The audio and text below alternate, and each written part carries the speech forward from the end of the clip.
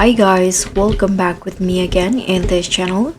So in today's tutorial, I'm going to show you how you can catch a lionfish in Abyss Roblox.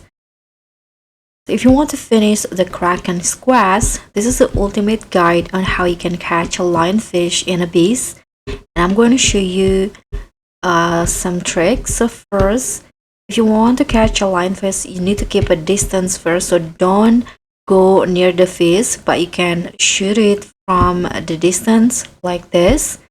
Or if it's too far, you can also near it again, but don't come too close. Okay, you can try like, but it's a little bit hard to catch, so you need to make sure that you hover it long enough until you catch it successfully.